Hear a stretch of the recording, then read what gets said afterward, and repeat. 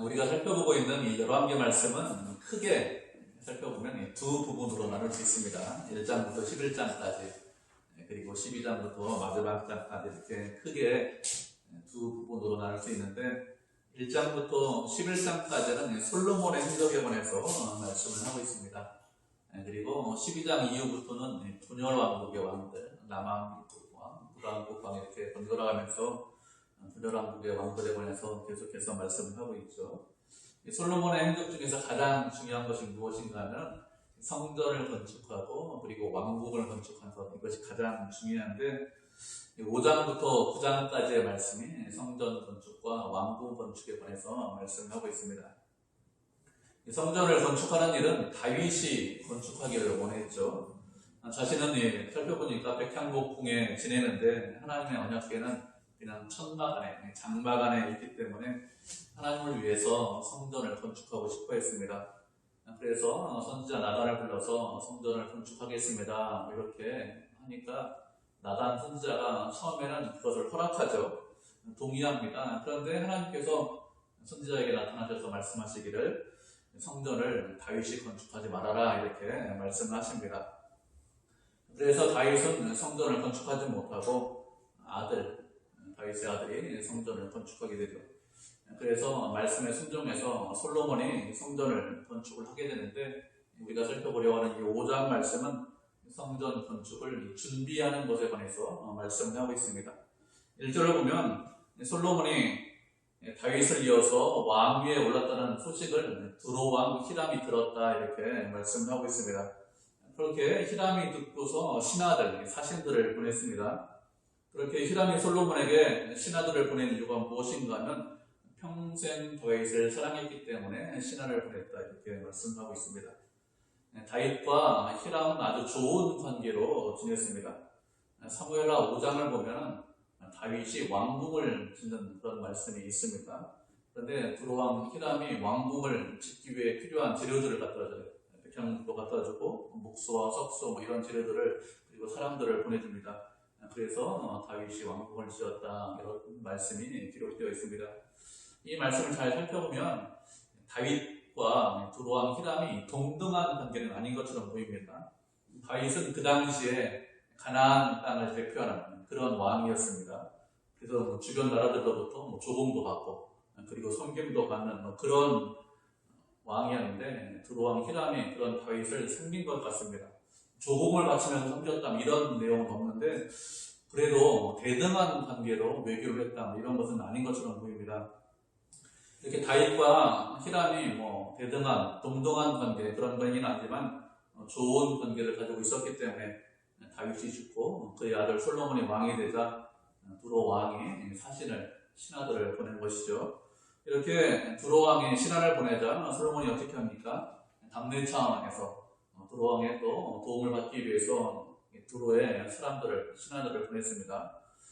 그러면서 말하기를 레바논 백향목을 골목해서 성전을 건축하는데 시돈 사람들처럼 그렇게 골목을 잘하는 사람들이 없으니 그러니 시돈 사람들에게 골목을 하게 하고 그리고 성전을 건축하기 위해서 당신들의 일꾼과 우리들의 일꾼이 서로 협력하고 그리고 당신들이 일꾼이 협력을 하면은 그냥 협력하게 하는 것이 아니라 품삯을 줄 테니까 그러니까 우리를 좀 도와주십시오 이렇게 하면서 사신을 보냅니다. 그것을 통해서 솔로몬이 여러 가지 성전을 건축하는데 두로왕으로부터 많은 도움을 받게 되죠. 솔로몬이 성전을 건축하는데 그 성전 건축하는 것을 혼자 그 일을 다 하거나 아니면 이스라엘 백성들만 동원해서 그 일을 할 수 있는 것은 아닙니다. 성전을 건축하기 위해서 여러 가지 필요한 자재들이 많이 있겠죠. 여러 필요한 자재들을 여러 나라에서 들여와야 되는데 특별히 나무는 백향목이 좋으니까 백향목 자재를 들여와야 돼요. 그리고 그 나무를 잘 다루는 그런 사람들이 있어야 건축하는 것이 어렵지 않고 수월하기 때문에 그리고 두로 사람들이 이 일을 잘하기 때문에 두로왕의 도움이 절실히 필요한데 그런데 두로왕이 먼저 사신을 보내면서 이렇게 일이 어렵지 않게 진행되는 것을 볼 수 있습니다. 이것을 보면 솔로몬이 성전을 건축한 것을 담당하고 있지만 그렇지만 그 일을 잘 감당할 수 있도록 하나님께서 미리 준비하고 있다는 것을 우리가 알 수 있죠. 하나님께서 우리에게 어떤 일을 감당하게 하실 때는 우리에게 능력도 주시고 은혜도 주십니다. 그리고 주변에 좋은 사람들도 많이 붙여주시죠. 혼자 감당할 능력이 되면 그러면 혼자서 감당하게 하십니다. 그런데 대부분의 일은 혼자서 감당하지 못하죠. 여러 사람이 같이 있어야 됩니다. 그래서 혼자 감당하지 못하는 일에 대해서는 좋은 사람을 붙여주시거나 아니면 주변 환경을 좋게 만들어 주셔서 그렇게 좋은 환경을 조성해 주셔서 하나님의 일을 감당할 수 있도록 하십니다. 그렇게 하는 것이 하나님께서 일하시는 방법입니다. 우리가 말씀을 한 구절 살펴보도록 하겠습니다. 요한복음 14장 1절부터 3절까지 말씀을 살펴보도록 하죠. 요한복음 14장 1절부터 3절입니다.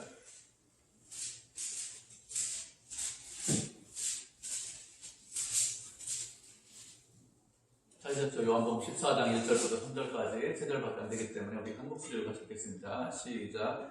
너희는 마음에 근심하지 말라. 하나님을 믿으니 또 나를 믿으라. 내 아버지 집에 거할 곳이 많도다. 그렇지 않으면 너희에게 이르렀으리라.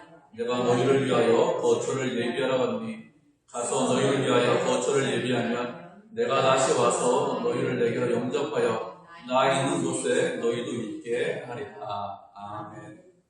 예수님께서 제자들에게 친히 하신 말씀이죠. 십자가에 달려 돌아가시기 전에 제자들이 두려움 가운데 있었는데 제자들에게 친히 하신 말씀입니다.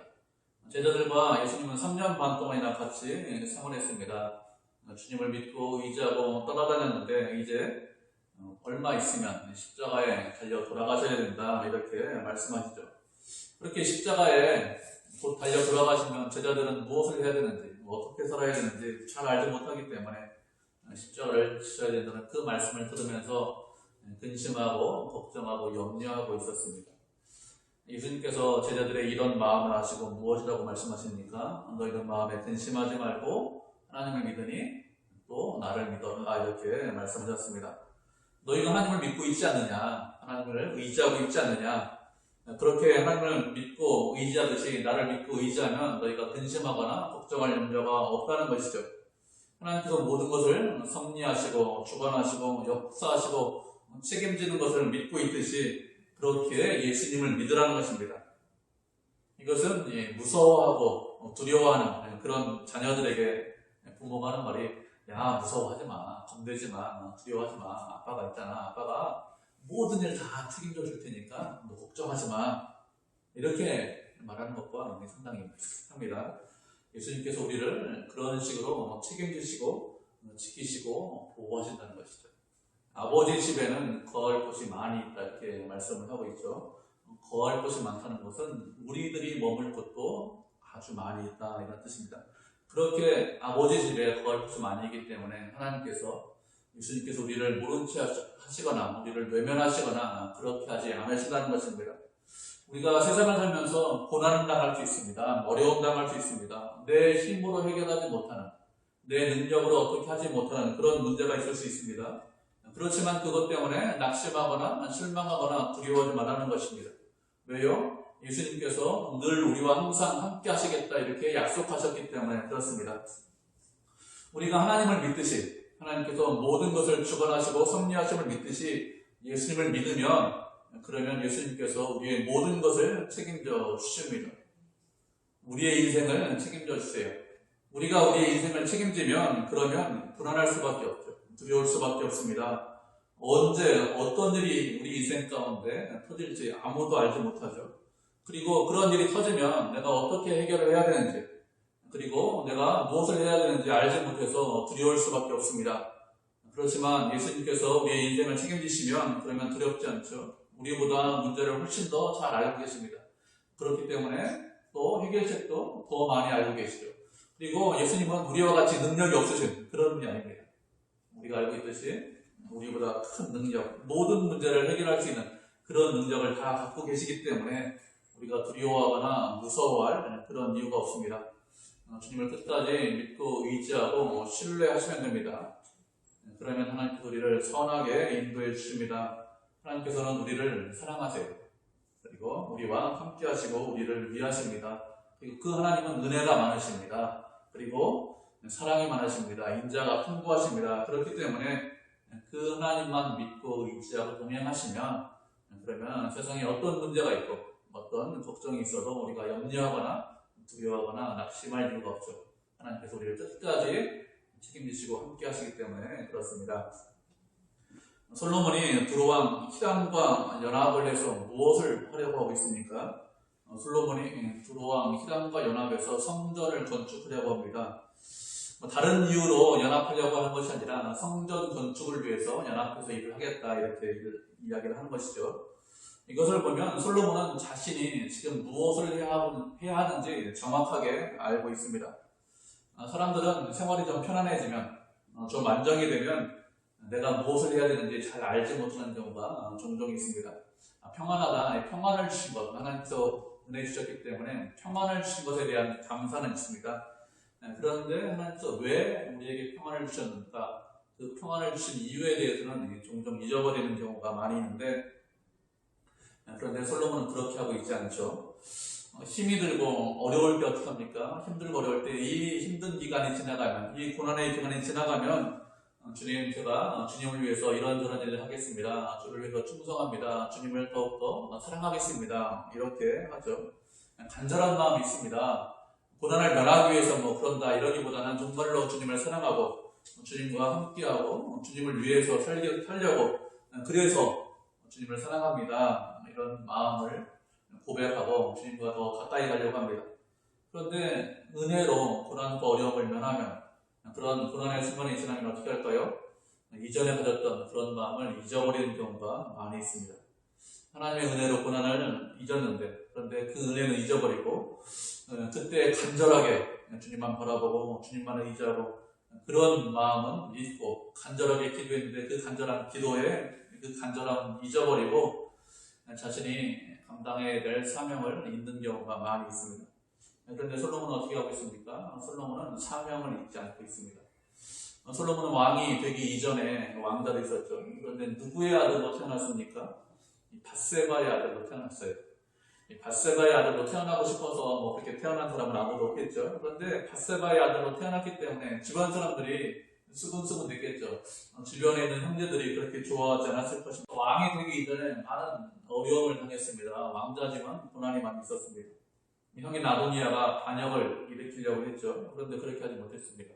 왕이 된 이후에도 아도니아가 반역을 일으키려고 해서 힘들지만 죽일 수밖에 없었죠. 다윗의 몸종인 아비삭을 단답합니다. 선왕의 모든 것, 다윗왕의 모든 것, 그것이 사람이든지 아니면 그것이 물건이든지 그것이 어떤 것이든지 다윗왕이 가지고 있던 모든 것들은 그 다음 왕의 것입니다. 솔로몬의 것이죠. 솔로몬의 것입니다. 솔로몬의 모든 것도 그 다음 아들이 있으면 그 아들의 것이 됩니다. 그렇기 때문에 아비삭도 솔로몬의 것입니다. 솔로몬의 보호 아래에 있어야 하는 것이죠. 그런데 아도니아가 아비삭을 달라고 한 것은 자신이 아비삭을 지키고 보호하겠다 이런 의미죠. 그것은 다른 말로 하면 왕이 되겠다는 것입니다. 다윗왕의 것을 달라고 했기 때문에 내가 왕이다 이런 의미가 있습니다. 그래서 반역죄로 죽인 것이죠. 군대 장관인 요압도 죽었습니다. 그리고 자신을 다윗왕을 괴롭게 하던 시므이도 죽었습니다. 하나님께서 솔로몬에게 지혜와 명철을 주시고 부귀와 영화도 주셨습니다. 그렇기 때문에 지금 솔로몬은 아주 평안한 상태예요. 적이 없습니다. 걱정이 없습니다. 근심이 없습니다. 그러면 보통 어렵고 힘든 시절 그때 약속했던 거 다 잊을 수 있잖아요. 사람들이 무엇이라 보통 이야기합니까? 화장실 들어갈 때하고 화장실 나올 때 마음이 다르다. 보통 이렇게 이야기합니다. 주님께서 평화를 주셨기 때문에, 은혜를 주셨기 때문에 그걸 잘 누리면 되겠지 이렇게 하는데, 그런데 솔로몬은 어떻게 하고 있습니까? 하나님께서 왜 평화를 주셨는지 잘 알고 있습니다. 그래서 아버지가 이루지 못한 성전을 건축을 하려고 하는 것이죠.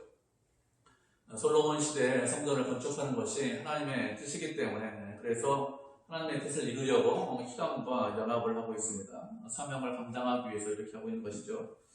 그리고 솔로몬이 누구를 위해서 성전을 건축한다고 했습니까? 6절을 보면 여호와의 이름을 위해서 성전을 건축하려 하오니 이렇게 구별을 하고 있습니다. 솔로몬의 성전을 건축한다고 하는데 하나님의 이름을 위해서 성전을 건축한다고 합니다. 하나님의 이름을 위한다는 것은 다른 말로 하면 하나님의 영광을 위해서 성전을 건축한다는 것입니다. 솔로몬은 자기 자신을 위해서 성전을 건축하려는 것이 아니고 하나님을 위해서 성전을 건축하려고 합니다. 솔로몬이 성전을 건축하면 그러면 하나님께서는 어디 계실까요? 하나님께서는 성전에 계십니다. 물론 이런 의미는 아닙니다. 하나님께서 성전에만 계신다 이런 의미는 아닙니다.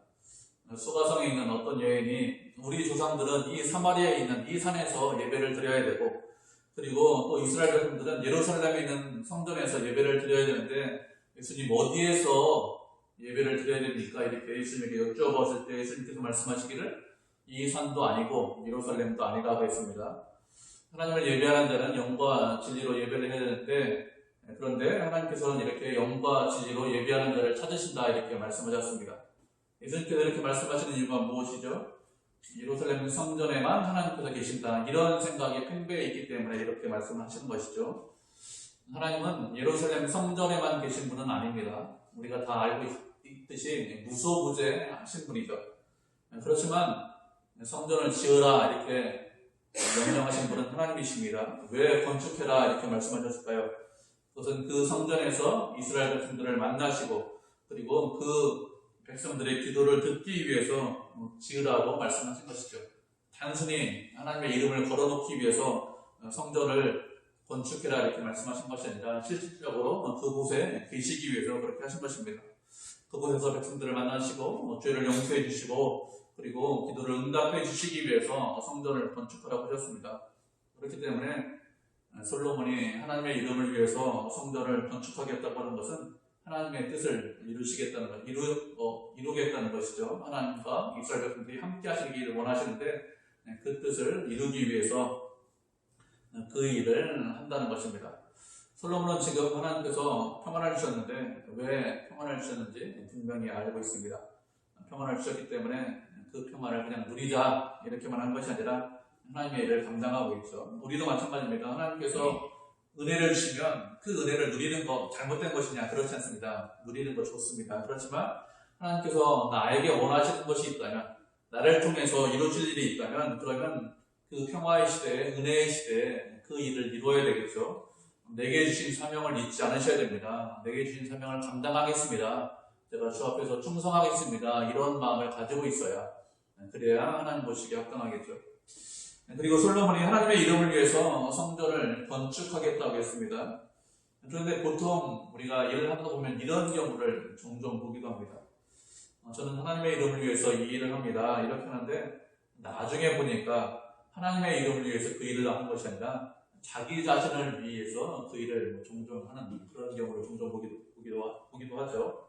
하나님의 영광이 드러나고 하나님께서 기뻐하시는 것이 아니라 자신의 이름이 드러나고 자신의 영광을 드러내기 위해서 그래서 그 일을 하는 사람들이 있습니다. 그렇게 하는 것은 하나님 보시기에 합당하지 않겠죠. 하나님의 이름을 걸고 자신의 이름을 위해서 자신의 영광을 위해서 어떤 일을 하면 그러면 어떻게 될까요? 그러면 그런 사람들에 대해서는 하나님께서 내가 너희를 도무지 알지 못하겠다 이렇게 말씀하십니다. 산상수훈에 보면 이런 것들을 어떻게 구분한다고 했습니까? 이런 것들을 열매로 구분할 수 있다 이렇게 말씀하셨습니다. 가시나무에서 포도를 엉겅퀴에서 무화과를 따겠느냐 이렇게 말씀하셨습니다. 그들이 말하기를 주님의 이름으로 귀신도 내쫓고 주님의 이름으로 선지자도 떴고 주님의 이름으로 많은 권능을 행했습니다. 이렇게 고백할 때 예수님께서 무엇이라고 말씀하셨습니까? 내가 너희를 도무지 알지 못하니 그러니 불법을 행하는 자들아 내게서 떠나가라 이렇게 말씀하신다고 했습니다. 주님의 이름을 걸고 무엇을 했지만 실제로는 주님의 일을 한 것이 아니죠. 누구의 일을 한 것입니까? 주님의 일을 한 것이 아니라 내 일을 한 것이죠. 자기 자신의 일을 한 것입니다. 내 이름이 드러나고 내가 기쁘고 내가 즐겁기 위해서 그 일을 한 것입니다. 하나님께서는 분명히 알고 계십니다. 주님의 뜻대로 그 일을 했는지 아니면 내 열심과 내 열정과 내 기쁨을 위해서 그 일을 했는지 분명히 알고 계시죠. 그래서 말씀하시기를 불법을 행하는 자다 내게서 떠나가라 내가 너희를 도무지 알지 못한다 이렇게 말씀하시는 것입니다. 이 사람들도 처음부터 불법을 행한 것이 아닙니다. 처음에는 어떻게 했죠? 처음에는 주님을 위해서 일을 했습니다. 주의 영광을 위해서 일을 했습니다. 그런데 시간이 지나면서 어떻게 되었을까요? 시간이 지나면서 점점 변하게 된 것입니다. 그래서 결국에는 그 일이 주님의 일이 아니라 내 일이 된 것입니다. 우리가 늘 조심하고 주의해야 되는 부분이죠. 한꺼번에 왕창 변하면 그러면 금방 알 수 있습니다. 한꺼번에 변하면 그러면 누구나 다 알아요. 무엇이 잘못되었는지 금방 쉽게 알고 쉽게 깨달을 수 있습니다. 그런데 서서히 변합니다. 조금씩 변합니다. 그러면 알지 못하고 깨닫지 못하죠. 무엇이 잘못되었는지, 무엇을 해야 되는지 그렇게 알지 못하고 깨닫지 못할 때가 많이 있습니다.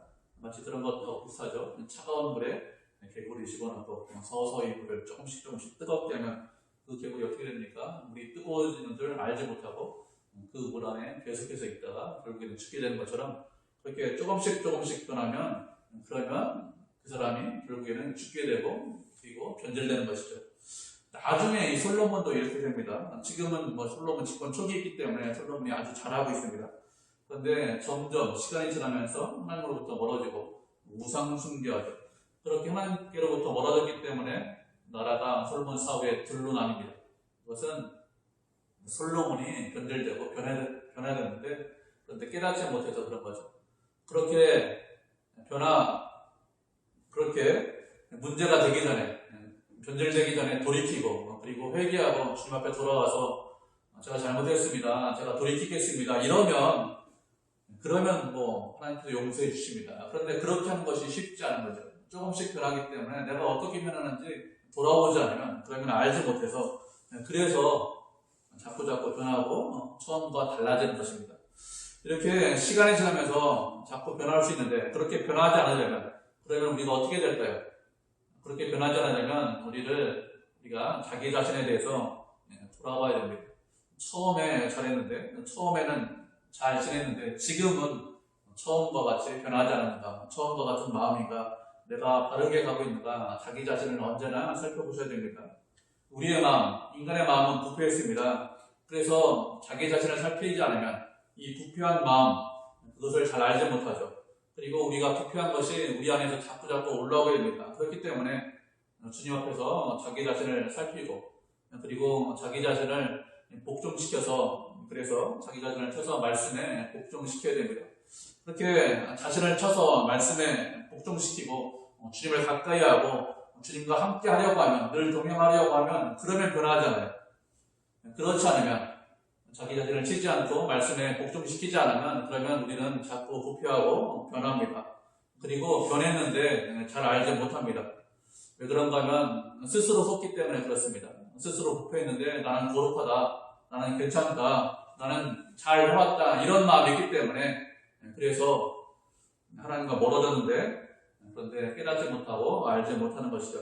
그렇기 때문에 늘 자기 자신을 살펴보고 돌아보고 그리고 자신을 쳐서 말씀에 복종시켜야 됩니다. 그래야 우리가 변하지 않고 끝까지 주님과 동행할 수 있죠. 솔로몬 집권 초기입니다. 그렇기 때문에 아직까지는 잘하고 있습니다. 맡겨진 사명을 잘 감당을 하고 있습니다. 그리고 일을 할 때도 자기 자신을 위해서 일을 하는 것이 아니라 주님의 이름을 위해서 주님의 뜻대로 일을 잘 순종하고 있고 그리고 성전을 잘 건축하고 있습니다. 이렇게 솔로몬이 주님의 성전을 건축하기 위해서 서로 협력하자 이렇게 했습니다. 그러자 히람이 무엇이라고 합니까? 7절을 보면 히람이 솔로몬의 말을 듣고 크게 기뻐했다고 했습니다. 그렇게 크게 기뻐한 이후에 하나님을 찬양하죠. 하나님을 찬양하는데 그 찬양하는 이유가 무엇입니까? 말씀을 계속해서 보면 하나님께서 다윗에게 지혜로운 아들을 주셔서 그래서 당신의 백성들을 다스리게 했기 때문에 그래서 하나님을 찬양하겠다 이렇게 히람이 고백을 하고 있습니다. 그렇게 히람이 하나님을 찬양하고 그리고 히람과 솔로몬이 어떻게 일을 할지 논의하고 계약합니다. 서로가 서로에게 필요한 것들을 주죠. 솔로몬은 나무, 향목, 잣나무 여러 가지 재료가 필요하기 때문에 그런 재료를 달라고 하고 그리고 히람은 음식물이 필요하다 해서 음식물을 줍니다. 그래서 서로가 서로 것들을 필요를 채워줍니다. 이렇게 필요한 것들을 주고받은 이후에 12절을 보면 또 무엇이라고 합니까? 하나님께서 솔로몬에게 지혜를 주셨기 때문에 그 지혜를 사용해서 히람과 서로 친목하고 그리고 서로 좋은 관계 가운데서 약조를 맺었다, 언약을 했다 이렇게 말씀을 하고 있습니다. 열왕기를 쓴 이 저자가 무엇을 강조하고 있습니까? 솔로몬이 참 지혜로운 왕이다 이것을 강조하는 것이 아니라 무엇을 강조하죠? 솔로몬에게 지혜를 주신 분이 누구냐 이것을 계속해서 강조하고 있습니다. 하나님께서 솔로몬에게 지혜를 주셨는데 그 하나님께서 솔로몬에게 지혜를 주셨다는 것을 계속해서 강조하는 이유가 무엇일까요? 그것은 사람들이 자꾸 솔로몬을 바라보기 때문에 그렇습니다. 사람들은 눈에 보이는 것만 바라보고 그리고 그것이 대단하다, 훌륭하다 이렇게 생각합니다. 그 사람이 세상에서 인정받을 만한 훌륭한 대단한 것을 이루었으면 그 사람을 바라보고 그 사람을 의지하려고 합니다. 그가 어떻게 해서 그렇게 큰 일을 이루었을까? 그의 계획은 무엇일까? 그가 어떤 경험을 했을까? 그가 어떤 경로를 통해서 그렇게 큰 일을 하고 그렇게 성공했을까? 이렇게 관심을 갖고 그 사람을 높이고 그 사람을 찬양하고 그 사람을 칭송하려고 합니다. 그런데 열왕기 저자가 하고 싶은 말이 무엇일까요? 아름다운 성전을 건축한 것은 솔로몬이 맞는데, 그런데 솔로몬이 그 일을 할 수 있었던 이유가 무엇이냐?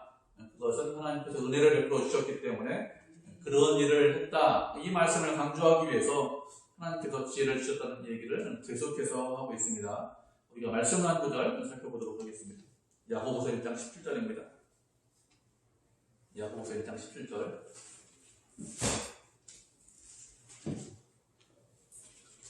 말씀입니다. 야고보서 1장 17절이요. 하셨죠? 한절이 우리 한 목소리로 읽겠습니다. 시작. 온갖 좋은 은사와 온전한 선물이 다 위로부터 빛들의 아버지께로부터 내려오나니 그는 변함도 없으시고 회전하는 그림자도 없으십니다. 아멘. 온갖 좋은 은사와 온갖 좋은 선물들, 온전한 선물들이 다 위로부터 온다고 했습니다. 빛들의 아버지께로부터 온다 이렇게 말씀하고 있죠. 하나님께서 우리에게 좋은 것들, 아름다운 것들을 주십니다. 그렇게 좋은 것들, 아름다운 것들을 주신 그 하나님은 어떤 분이실까요? 그 하나님은 변함이 없으시고 회전하는 그림자도 없으시다 이렇게 말씀하고 있습니다. 무슨 뜻이죠? 하나님께서는 어제나 오늘이나 동일하신 분이다 이런 뜻입니다. 하나님께서 좋은 것들을 우리에게 주십니다. 그런데 만약에 하나님께서 수시로 변하신다면, 인간과 같이 우리와 같이 조변석게 하신다면, 그러면 그 하나님께 좋은 것들을 받을 수 있을까요? 그 하나님으로부터 복을 받을 수 있을까요? 아마 복받지 못할 것입니다. 조변석게 하신다면. 그런데 하나님은 그런 분이 아니죠. 변함이 없으십니다. 어제나 오늘이나 동일하십니다. 그 하나님께서 어떻게 하십니까? 당신의 백성을 사랑하시고 당신의 백성을 위하시죠. 우리가 어떤 형편에 처해 있든지 우리에게 은혜 베푸시는 것을 기뻐하십니다. 그렇게 하나님은 어제나 오늘이나 동일하십니다. 그렇기 때문에 우리가 어떻게 해야 될까요? 우리가 하나님께서 변함이 없으시다는 것을 알고 주님에게 소망을 주셔야 합니다. 하나님이 아니면 우리에게 좋은 것들을 주실 수 있는 그런 분이 없어요. 하나님만이 우리에게 복을 주시고 하나님만이 우리에게 좋은 것을 주시고 하나님만이 우리에게 은혜를 주실 수 있습니다. 예수님을 알지 못하는 세상 사람들 많이 있습니다. 그 사람들도 세상에 보니까 복받은 사람들 많이 있는데요. 이렇게 말할 수 있겠죠. 물론 그런 사람들 있습니다. 그런데 그런 것들을 무엇이라고 합니까? 그런 것들을 일반 은총이라고 합니다. 일반 은총은 세상 누구에게나 주시는 것이죠. 세상 누구에게나 햇빛과 비를 주시듯이 그렇게 모든 사람들에게 햇빛과 비를 비추어 주십니다. 그래서 그 일반 은총 안에서 세상 사람들 중에서도 복을 받는 사람들이 있습니다. 그런데 그런 세상 사람들은 실제적으로 따지면 아무런 복도 받지 못한 것이죠. 우리도 그런 복은 다 받습니다. 그런데 하나님께서 예비하시고 하나님께서 준비하신 그런 복과 은혜는 누구냐? 그렇게 일반 은총을 말씀을 하시는 것이 아닙니다. 우리에게 그리스도를 믿는 사람들에게 주시는 복과 은혜가 있다는 것을 우리에게 말씀을 하시는 것이죠. 하나님께서는 당신의 백성들에게 세상 사람들이 알지 못하는 복을 주시고 은혜를 주십니다. 그래서 솔로몬에게 지혜를 주셨다 계속해서 말씀을 하시는 것이죠. 세상 사람들이 알지 못하는, 깨닫지 못하는 그런 복과 은혜와 지혜를 주셨다는 것입니다. 그렇게 그 변함이 없으신 하나님께서 우리에게 어떻게 하신다고요? 지혜를 주신다, 은혜를 주신다, 우리를 사랑하신다 이렇게 말씀하시는 것입니다. 그 하나님께서 우리와 함께 하십니다. 우리에게 힘과 능력과 은혜를 주시고 우리를 위하십니다. 솔로몬을 사랑하신 하나님께서 솔로몬보다 더 큰 은혜로, 더 큰 사랑으로 우리를 사랑하시고 우리와 함께 하시죠. 우리는 그 하나님을 믿고 의지하고 그 하나님께 소망을 주시기 바랍니다. 그렇게 주님을 믿고 의지하면, 주님에게 소망을 두면 어떻게 합니까? 그 주님께서 우리를 끝까지 책임지십니다. 우리를 선하게 인도하십니다. 솔로몬보다 더 좋은 것으로 우리에게 채워주십니다. 그렇게 하나님께만 소망을 두고 주님만 의지해서 주님께 영광을 돌리는 그런 믿음의 성도, 은혜의 성도가 되시기를 주님의 이름으로 축복을 드립니다.